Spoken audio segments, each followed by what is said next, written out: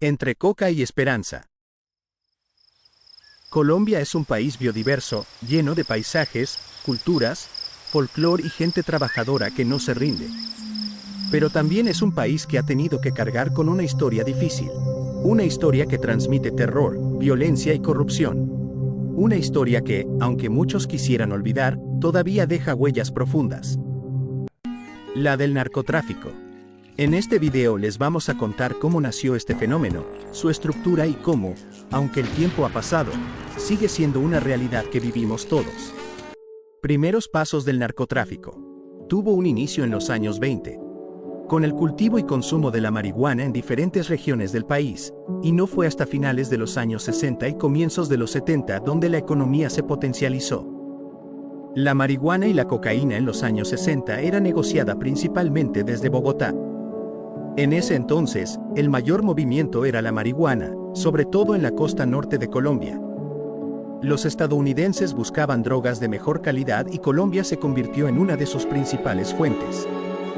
A finales de los 70 y durante los 80, Colombia pasó de ser un productor pequeño a convertirse en el corazón del tráfico mundial. La cúspide de los carteles y el auge del poder. Griselda Blanco, más conocida como la Viuda Negra, fue la mujer que reinó y sembró pánico en el territorio colombiano y estadounidense, creando los cimientos de la distribución del narcotráfico, rutas y el llamado sicariato. Nacieron los famosos carteles, y con ellos, una era de poder, dinero y violencia. El cartel de Medellín, liderado por Pablo Escobar, y el cartel de Cali, de los hermanos Rodríguez Orejuela, quienes se apoderaron del negocio. Entre los dos, movían casi toda la cocaína que llegaba a Estados Unidos y otras partes del mundo. El cartel de Medellín, de los más temidos de Colombia, responsable de múltiples bombas y atentados. Entre ellos, el atentado al avión de Avianca el 27 de noviembre de 1989. Colombia estaba inmersa en una ola de violencia desatada por la guerra contra el narcotráfico. Uno de los capítulos más trágicos de esta historia fue el atentado contra el avión de Avianca, donde murieron 110 personas. El ataque, según las autoridades, iba dirigido contra el entonces candidato a la presidencia César Gaviria. Las investigaciones señalaron a Pablo Escobar y a Gonzalo Rodríguez Gacha como los responsables. Y el atentado a la sede del DAS el 6 de diciembre del mismo año. Se calcula que entre las fechas de 1989 y 1990 más de 700 policías y más de 400 civiles fueron vilmente asesinados. En los años 80, los grandes capos se sintieron intocables. Tenían tanto dinero que podían financiar campañas políticas, comprar equipos de fútbol, financiar barrios enteros o incluso construir pistas de aterrizaje privadas. Fueron años de incertidumbre y temor, donde los colombianos aprendieron a vivir entre la esperanza y el terror. El narcotráfico no solo dominaba la economía, también había logrado infiltrarse en el Estado colombiano. Se busca a Pablo Escobar. Recompensa 2.700 millones de pesos. Y por cada uno de estos prófugos, la suma de 100 millones de pesos. John Jairo Velázquez, Luis Carlos Aguilar, Otoniel de Jesús González y Brance Muñoz Mosquera. Llame gratis desde cualquier ciudad al 9-800-1600. La caída de los grandes carteles.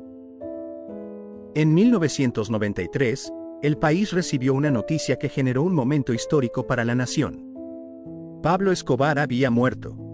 Muy buenas noches, estamos originando esta misión de QAP desde Teleantioquia, desde el informativo de Antioquia, aquí en Medellín. La noticia del día, las exequias de Pablo Escobar en la capital antioqueña.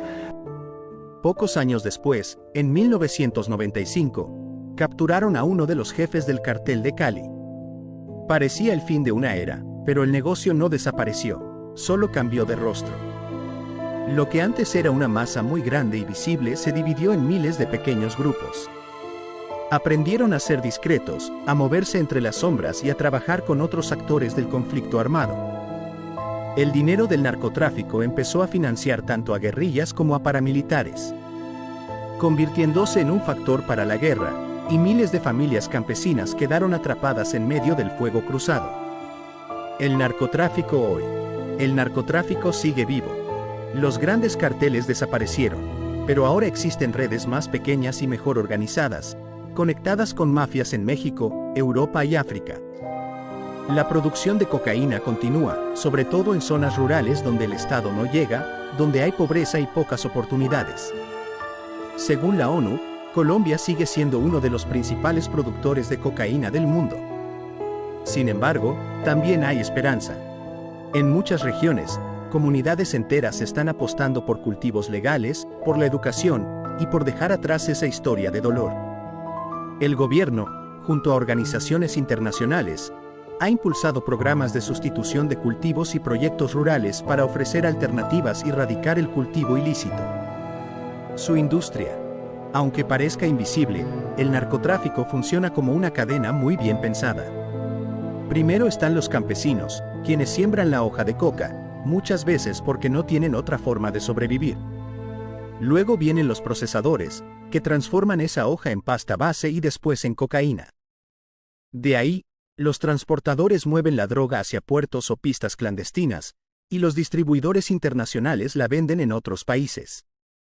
Finalmente, los lavadores de dinero esconden las ganancias en empresas falsas, propiedades o negocios aparentemente legales. Es un sistema que mueve miles de millones de dólares al año y que existe debido a la desigualdad y la falta de oportunidades.